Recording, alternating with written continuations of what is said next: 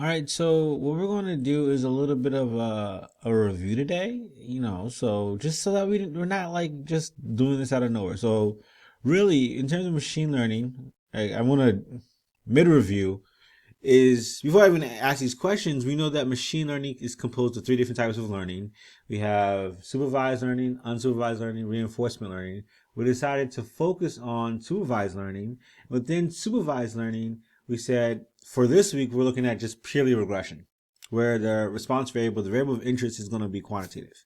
And so in regression, it's synonymous to say linear model. And when it comes to this linear model, we've been primarily doing what? What we've been using linear models to do. Okay. Yes, if you said to make predictions, you might hate that function now, but we've been using that using linear models to make predictions, which is fine. However, there's still statistical aspects to this that, it's dangerous for me to, just say make predictions.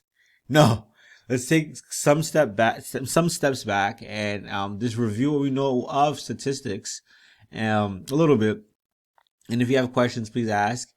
Um, and we'll go from there in terms of review. So in terms of the first question that you should typically ask yourself is, should we use this model?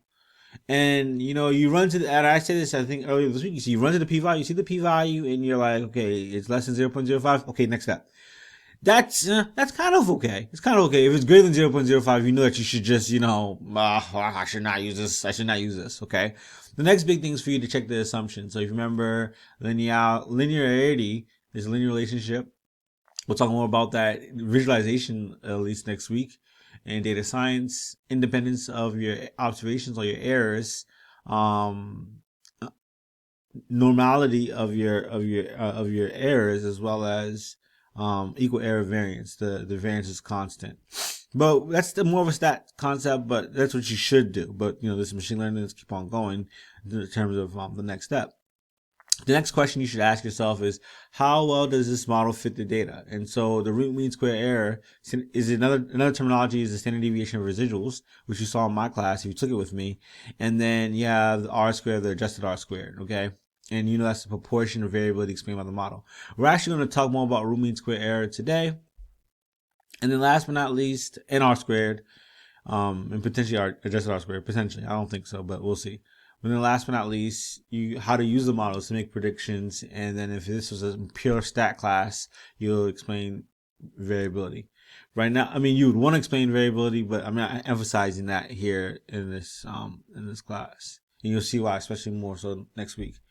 So with that being the case, I'm going to pause it and then we're going to actually jump into R and not only make some predictions, but we want to talk about root mean square error and what this really means and what does it mean to fit the data. Okay, so let's do that. So what we're going to do is go ahead and create a new R Markdown file. That's fine and fantastic. Erase this, erase all this. Okay, and I'm going to Control Alt I. I don't need this function yet, but I'm just going to bring in, I don't need this library yet, but I'm going to just bring it in just in case. Type it, library type verse. And I'm going to note something real fast. So the MT cars data set, MT cars, if you look at this data set that we used in the data science video, it has these row names. I didn't mention it there because it's not serious right now. It has these row names. I'm going to get rid of these row names because it's going to get in the way of our analysis. So I'm going to do MT car, I'm going to do row names, MT cars, and I'm going to set this equal to null. What that means is it's going to get rid of the row names. So if I do that, all the row names are gone. Great, yay. All right, so then the next thing I want to do is just run a regression model. It doesn't matter what I'm running. I just want to emphasize, the questions, should I use this model? How does the model fit? And then how do I use this model? All right, does the model fit? And how can I use the model? So what I'll do is I'll do model 1, like I've done in the past, is equal to LM is parentheses. We're going to use, let's say, MPG. If you remember this from an exam in the past, I've definitely done this in class. Weight, comma, data is equal to MT cars. Okay. And this is in a stat class, this will be a simple linear regression model. In machine learning, or more so just, it's regression, right? It's a regression model or a linear model. Okay. We run this. We're not really interested in that. I'm not MT cars. Sorry. MT cars. And then I'm gonna summarize this. And so in a traditional class, or more going a little deep and using this outside the workplace, what you would do is look at the p-value and then look at their assumptions. The line, linearity, independence of the errors, normality of the errors, and constant variance of the errors. Okay, that's what you would look at. How, in terms of the assumptions, and you also look at the p-value. If the assumptions check out and the p-value is small, well, I'm gonna use this. I'm gonna use it, and then from there I'm gonna say, how well does the model fit? In terms of simple linear regression, one of the first metrics is 0.7528. Okay, how we get this value, I'm just gonna show you just for the fun of it. If we do core, there's a function called core. And let's say I have MT cars. So I'm going to find the correlation between these two variables. MT cars, $MPG. Okay. MT cars, $weight. Right. And I don't get that value, right? I don't get 0.7528, but it's R squared. That's the R squared value. So what I need to do is just take this and then square it. And I get the same exact value. Boom. Boom. So in terms of residual standard error, how do I get that value? So now let's have some fun. Who's ready to have some fun? I'm ready to have some fun. All right.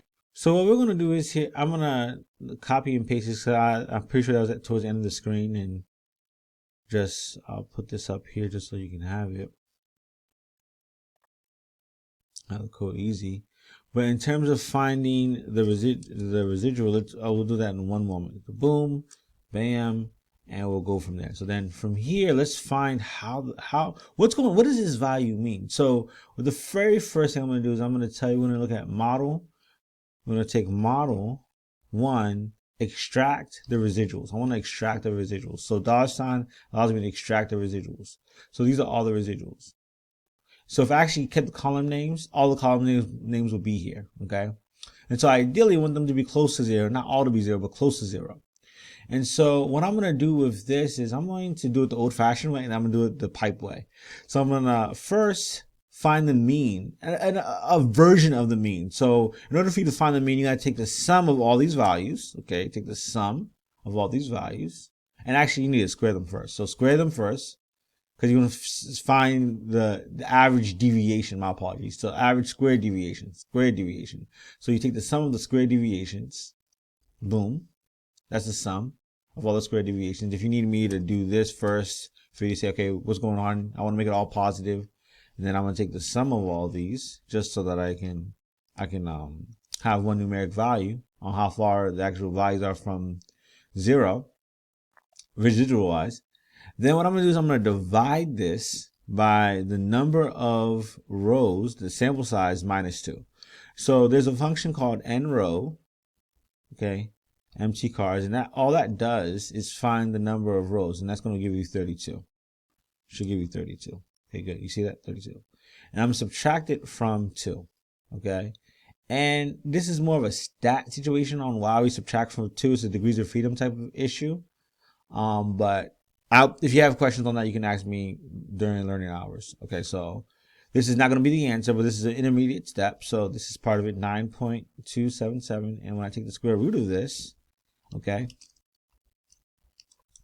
I get 3.045. 3.045. If I were to round it, I would get 46. Okay, so that's where that number is coming from.